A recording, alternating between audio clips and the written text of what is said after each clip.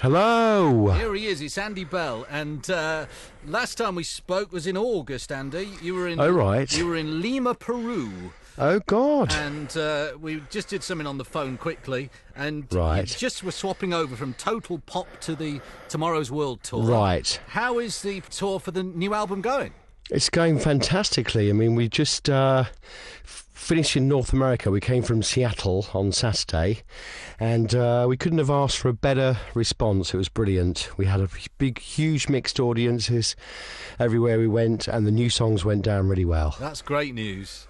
Grimsby gig is tomorrow night, Andy. It's sold out, and I have failed for the first time in a long time to get a ticket. Uh-oh. Did you imagine ever in the 80s, when this all started, that in 2011 you would be selling out venues? Well, we didn't think about it, to be honest. Yeah? You know, you kind of we just I think once I'd been with Vince maybe for a year or so, and then we had like our first hit with Sometimes, and then we kind of started touring all over the place. You know, I think probably after about 5 albums, we thought, well, you know, we were in it for the long haul. But I think those songwriting partnerships don't come very often. No. So, you know, I think it was, you know, we have a good thing going on. Absolutely, and I want to talk more about the songwriting in a little while, but how about this fantastic new album, Tomorrow's World, produced by Frank Music, and the sound of Erasure very much updated. Yeah. And was Frank specifically picked to give the Erasure sound a more modern twist, maybe, Andy?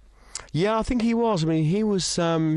You know, I loved his remix that he did of Phantom Bride, and some of his own stuff I really like, and I just like that kind of like crunch effect that he seems to have on his music, and it's a lot of kind of like cut and paste kind of thing, and he's very soul-y as well. His own singing voice is very soul-y, and so I was working at his studio in LA. He worked with Vince in Maine at Vince's studio. And then we did. We finished off at Mute Studio in London. So I think he was the perfect choice. He was my instinctive choice, and he was also the Erasure fans' choice. So I think it all worked out really well. Yeah, I think it's gone very well. And he came in here and he sang for us, and he has got a very good voice. And of course, he's supporting you on tour. He is. He's very good. He's got a live drummer, he's backing singer, and somebody doing keyboards. Fantastic. And look, speaking of songwriting, you and Vince, I know the method by which you do that has not really changed since the beginning of all this. Yeah. Tell us, for everybody who doesn't know, a typical Erasure songwriting session. Well, we decide on where we're going to meet up, and it can be either in London, New York, or anywhere. And then Vince comes along. He brings his guitar with him, his micro cassette, maybe a small keyboard, or we might have a piano, depending on where we are. Mm-hmm. And then he'll sit down, strum some chords, or play some chords on the piano. When it's a good chord sequence, I say, yeah, that's really good, play that.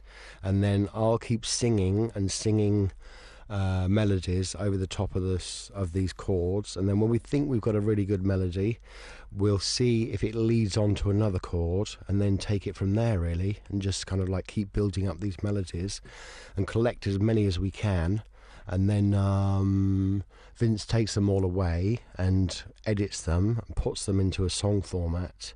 And then I'll start working on the lyrics, and then we'll do demo versions of the songs. Sure. I mean, a lot of people would think in a songwriting session for Erasure, Vince would wheel in with synths galore, but that's not how it works, is it? No, he doesn't do that. He's you know, he thinks the melody is the most important thing, and I think if you can, you know, if you start, I mean, I would love to go and you know, jam in the studio with him and sort of like have some arpeggiated bass lines and things, and just kind of hold the mic and sing along like that. But he thinks that you have to have a strong melody as the basis for a song.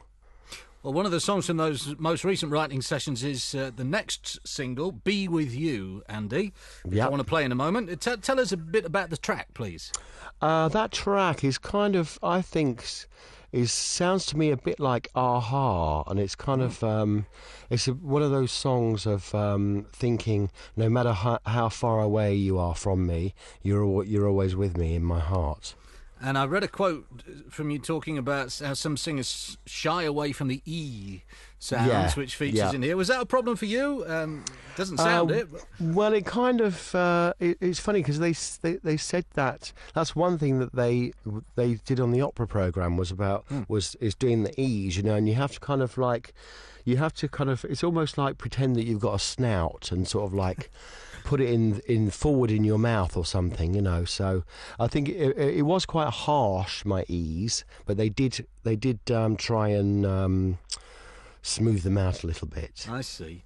Let's play it. Would you do the intro for us? Be With You, please, Andy. Yeah, this is Be With You by Erasure. Andy Bell of Erasure is here. The new single is Be With You.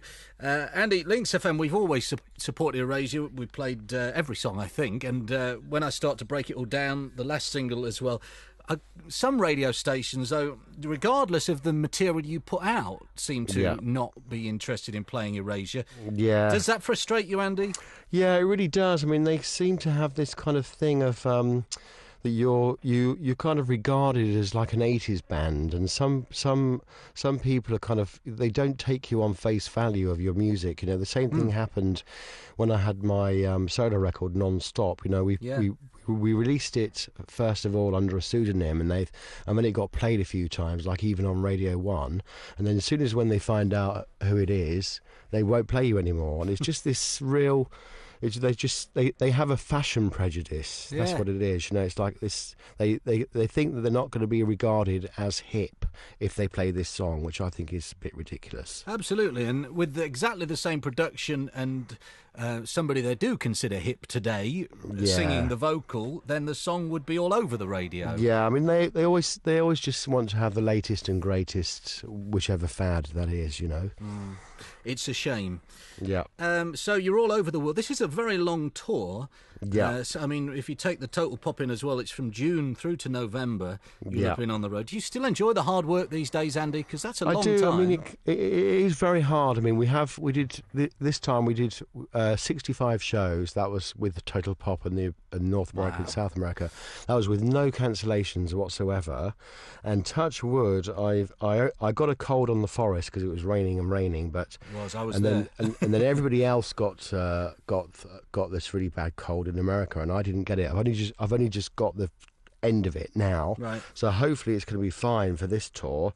And I mean, I'm feeling as strong as ever. I'm very fit physically, and I think doing the opera thing was really did put me in good stead for the whole thing. With the voice. So speaking of this physique, people are saying you're in really good shape. Are you in the gym a lot, Andy? What's happening? Well, I do. I mean, when I have my days off and stuff, I think it's good just to go in there because it's good. I mean, I do smoke, so it's nice for me to keep my chest open. So that's when you've and it's not like really heavy to go there. I only go on the what is it? The cross trainer. Like just for 20 minutes and stuff. Then do some sit-ups and things like that. So it's not really hard. Whatever you're doing is working, isn't it? Well, it's my way of switching off. And I mean, when you are on tour as well, it's like 1.5 hours, like a full workout on stage. So you're going to lose weight and stuff and look good anyway. Absolutely. I should take it up myself. Do you have a favourite part of the world to perform in, Andy? Well, I do like playing in South America. I mean, it was amazing this time in Brazil, and that's kind of been off and on for us, but this time it was amazing. And also Argentina was really amazing. Really? Yeah. So, and what about a night out after a tour, after a gig? Where would you like to be in the world for that, Andy? Well, it just depends. I mean, this time because we were travelling around on the bus in North America, so a lot of the times, unless you had a day off, you just kind of do the gig and then have a shower and get on the bus and go to sleep, really. So one time we were in Dallas. No, I get confused, but it was one place in Texas. Yeah. And I said, I'm just going round to the bar, Oil Can Harry's, come get me when it's time, So we had to be on the bus by 1:30. Of course, by the time 1:30 comes, I've had so many tequilas and beers that people have bought me in the bar after the show that they had to come and get me. and put me on the bus. You know? Sounds a pretty good night. 4 years it has been since the last album, To Tomorrow's World. What's going to happen after this tour finishes, Andy? You're going to keep us waiting again?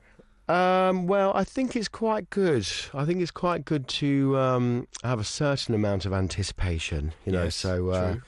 I think I mean, definitely we'll have a break afterwards, but I'm not sure how long. I don't think it'll be a long time, because Vince has already said he wants to come and do some writing just for the sake of it. So, yeah. That's interesting. And are there any plans for? Because sometimes I speak to you, you've got a fairy tales album planned and all sorts of different things. Well, any plans Vince- for the future? Yeah. Well, he's already done he's done his nursery rhymes. Nursery album. rhymes. That was it, Yeah, which is all which is quite scary nursery rhymes, and he was waiting for me to go on there, so I'm not sure how patient he's going to be, because there's already a girl singer on there. So I'm not sure how long he's going to wait, but it was the plan to do it this time, but we didn't have enough time. Right. And could you work with Frank Music again, do you think?